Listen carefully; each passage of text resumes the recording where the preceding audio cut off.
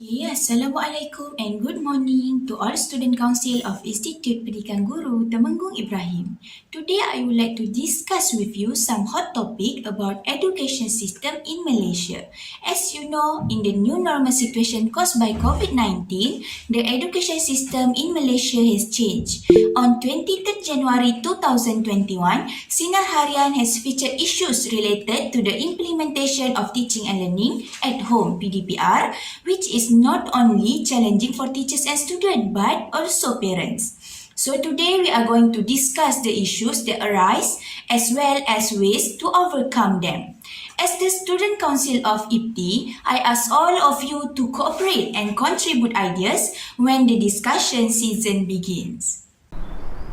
Okay, first of all, we all know that the biggest issues of PDPR are technological difficulties such as poor connection, gadget shortage, and also crashing systems. In this COVID-19 pandemic, the majority of teachers and students use Google Meet and Google Classroom as a platform for PDP. However, not all students could afford to buy the specific gadget to participate in the online class.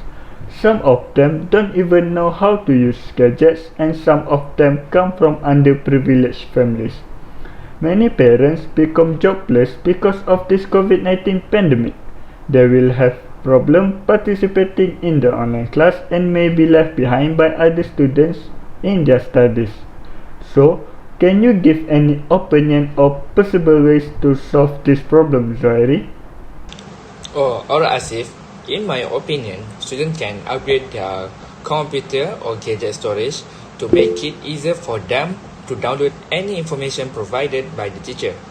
Before this pandemic, the school student didn't use a laptop often because they already have textbooks and exercises given by the teachers in the face-to-face classes. But now, they need to get a laptop or gadget that can be used in e-learning.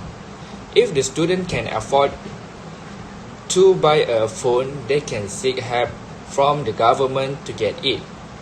Many students have already received the Yes phone to help in their studies.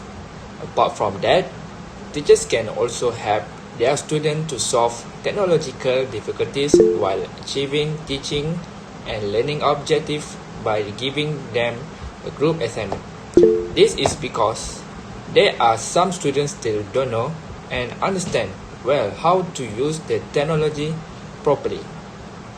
Wow, that is a wise opinion. Thank you, Zuhairi. Beside those issues, students also have poor time management. It will cause students to incomplete their assignment or task and make it difficult for teachers to identify student weakness in a topic. When student weakness cannot be identified, so teaching and learning process (PDP) objective cannot be fully achieved. In addition, when PDPR will lack of teacher contact. So Asif and Zuhairi, can each of you give some ideas to solve this problem?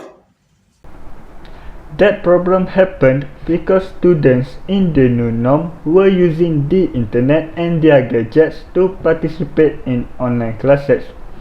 They may have problems managing their time properly because of distraction of social media, surfing the internet, or playing games. The teacher will never know either the students focus or not in the class, especially when they turn off their cameras. If students have no self-discipline, they would be wasting their time and don't even learn anything at home. This will cause imbalanced time for their study and entertainment.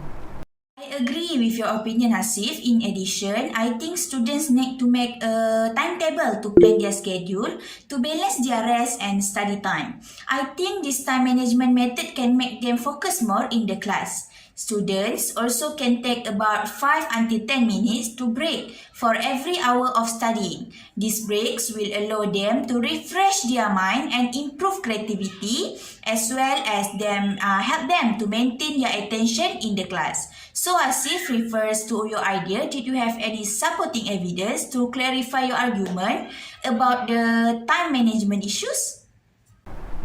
Yes, Tasha, As we all know, everyone has given the same 24 hours in a day, and it is not how much time you have, but how well you can manage it. As students, we need to avoid multitasking when learning or doing assignments because it can decrease our productivity. When people multitask a lot, they tend not to focus well on one particular thing. First of all, don't play with your gadget in online class unless when searching for information. Next, focus on one assignment at a time, whether that's studying for exam, reading notes, or doing homework. Arrange your tasks properly based on the due dates or complete the easier assignments first. I'm sure students don't have any problem with time management by doing so. To solve the lack of teachers' contact issue, I think teachers need to help the student manage their time and focus on online classes by staying in touch with them. When doing online learning lessons, be considerate to your students when giving tasks or assignments. Teachers can give group tasks to their students when the assignment requires too much time or knowledge. Next, listen to the students' problem if they request to extend the submission date of assignment. This is because not all students have complete preparation for online classes, especially when it involves fast internet connection. The teachers also need to help their students solve difficult tasks when they have a problem to understand the question. Ask them if they have any problem and guide them through the hard time using Google Meets, WhatsApp or YouTube until they understand it clearly. Great idea, Zuhairi. Teachers also need to carry out their responsibilities even when they are not in school. In conclusion, we can see that online learning is more challenging than face-to-face learning season for students and teachers. The lack of experience and minimal skill in online classes make the progress harder for both teachers and students, especially when they lack of knowledge about the technologies.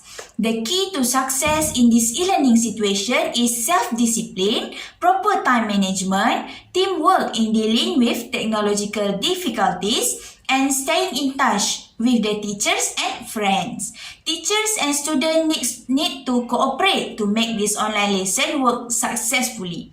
I believe that online classes will be a good alternative for future education as we can tell when this pandemic will come to the end. Yes, I agree. I personally think that online classes have both advantages and disadvantages. I hope that online classes can be a new step of progress towards revolution for the education system improvement in Malaysia. So, there is no doubt that there are no excuses to stop the world education even though the students and teachers can communicate directly.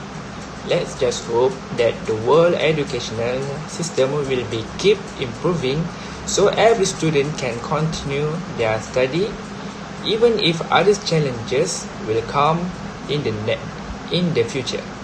Well, now I guess that will be all for today.